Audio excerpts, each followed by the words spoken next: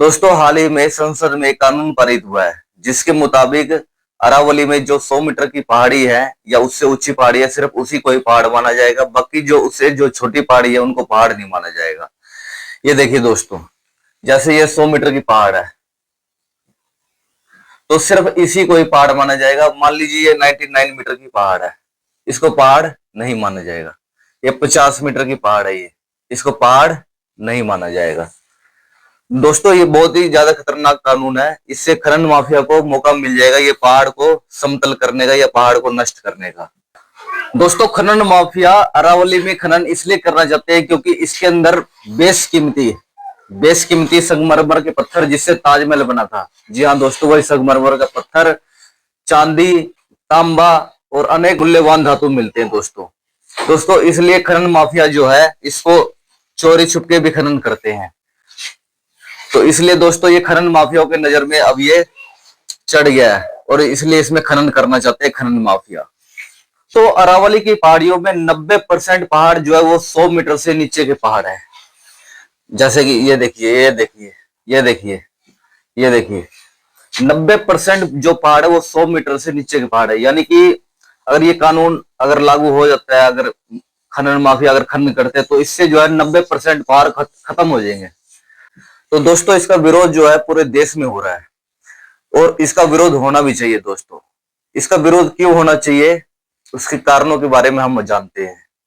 दोस्तों, अरावली जो पहाड़ी जो है ये भारत की सबसे प्राचीन पहाड़ी है। दोस्तों ये पहाड़ 200 से 300 करोड़ साल पुरानी है और भारत की सबसे प्राचीन पहाड़ी है ये। तो अरावली पर्वत का निर्माण टेक्टोनिक प्लेट्स के टकराव के कारण हुई है।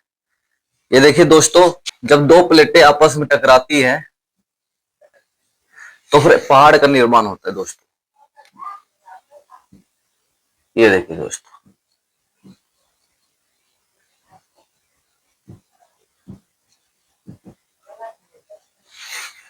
ये जो पहाड़ जो है ये गुजरात के, ये देखते गुजरात के पालनपुर से होकर, ये गुजरात के पालनपुर से होकर राजस्थान होते हुए ये दिल्ली तक, हरियाणा से लेकर दिल्ली तक फैली हुई है पहाड़। दोस्तों इसकी जो लंबाई जो है, इसकी लंबाई जो है वो 800 किलोमीटर, जो यहां से यहां तक की लंबाई है इसकी, ये 800 किलोमीटर की लंबाई है दोस्तों इस पहाड़ की। दोस्तों अरावली पहाड़ी में सबसे ऊंचा जो पहाड़ है वो गुरु शिखर का है जिसकी ऊंचाई 1722 मीटर है। दोस्तों अरावली की पहाड़ियों में बहुत ही महत्वपूर्ण किले भी हैं, जैसे कि चित्तौड़गढ़ का किला, कुंभलगढ़ का किला, रणथोड़गढ़ का किला, आमेर का किला, बहुत ही महत्वपूर्ण किले हैं दोस्तों इसमें। दोस्तों ये पुराने जमाने के किले इसमें बसे हुए हैं और ये पुराने जमाने में जो ये जो पहाड़ियां हैं, ये जो पहाड़ियां देखते हैं दोस्तों, ये पहाड़ में बसे हुए किले हैं। ये जो पहाड़ियां हैं इन किलों की रक्षा करते थे दोस्तों। और आज भी आप घूमने के लिए, पर्यटन के लिए, आप इन किलों को देखने के लिए आप यहाँ राजस्थान में जाते होंगे। तो दोस्तों इस हिसाब से भी यह जो पहाड़ियां हैं बहुत महत्वपूर्ण पहाड़ है। मेन बात जो दोस्तों इधर से जो ये राजस्थान को ये पूरा रेतीला होने से रोकता है, पूरा डेजर्ट होने से रोकता है। मतलब कि इधर जो है, इधर का एरिया सारा ये डेजर्ट एरिया है दोस्तों। और ये जो पहाड़ है एक दीवार, नेचुरल दीवार का काम करती है, नेचुरल दीवार का काम करती है। इधर से रेत को इधर मतलब कि पूरा रेगिस्तान होने से बचाती है इसको।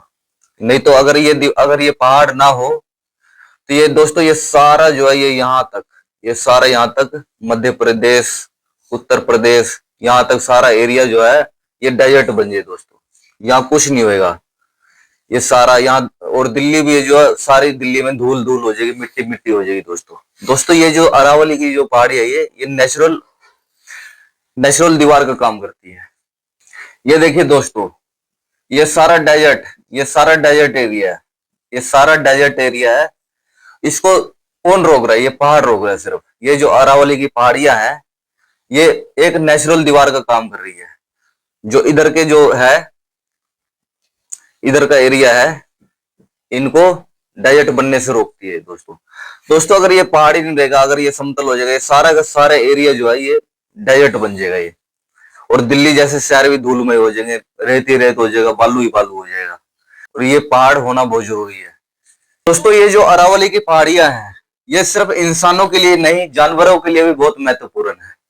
इसमें अनेक प्रकार के जानवर, पक्षी और सरीसृप जैसे कि स्नेक, टॉर्टोइज, ऐसे ऐसे एनिमल्स रहते हैं इसमें। दोस्तों इसमें जो है 300 तरह के पक्षी और 50 तरह के जानवर और 50 तरह के कम से कम रेप्टाइल्स जीव रहते हैं।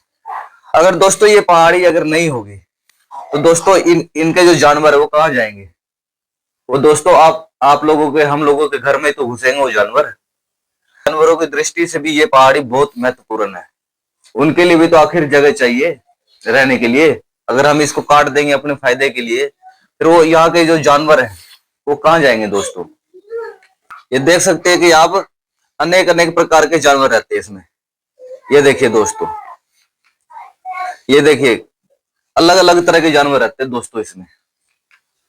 दोस्तों ये भी इनका इनका यही तो घर है, ये जंगल ही तो इनका घर है। अगर ये जंगल नहीं रहेंगे, अगर ये पहाड़ नहीं रहेंगे जो जिनमें ये रहते हैं जानवर, तो फिर ये जानवर कहाँ जाएंगे दोस्तों? ये देखिए दोस्तों, इनमें अनेक प्रकार के पक्षी भी रहते हैं दोस्तों। इन पक्षियों का बसेरा छिन जाएगा अगर अरावली नहीं रहेगा तो। दोस्तों अरावली की पहाड़ियों में से कई सारी नदियां भी निकलती है जो कि आसपास के क्षेत्रों के लिए खेती में महत्वपूर्ण योगदान करती है और आसपास के एरिया को हरियाली बनाए रखती है। तो दोस्तों इसमें जो है प्रमुख नदियां जो है बनास, लूनी, साबरमती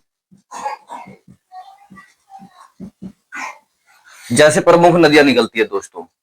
दोस्तों अगर ये पहाड़ नहीं रहेंगे, दोस्तों अगर ये पहाड़ नहीं रहेंगे तो ये नदियां लुप्त हो जाएगी और आसपास में सूखा पड़ जाएगा।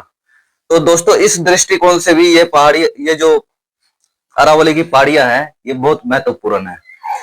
अरावली नष्ट हो गई, मान लीजिए खनन माफियाओं ने या किसी भी तरीके से अरावली नष्ट हो जाती है, तो अरावली अगर नष्ट हो गई तो दिल्ली का जो टेम्परेचर वो 50 डिग्री सेल्सियस तक पहुंचेगा दोस्तों। और जो राजस्थान जो है वो पूरा का पूरा रेगिस्तान बन जाएगा। वो ये जो अरावली है जो राजस्थान को रेगिस्तान बनने से रोकती है और मानसून भी बनाती है ये पहाड़। तो दोस्तों इसलिए काफी महत्वपूर्ण है अरावली हमारे लिए, इसलिए इसका विरोध करना चाहिए अरावली नष्ट करने वालों के खिलाफ। तो जय हिंद दोस्तों, मिलते हैं हम अगले वीडियो में।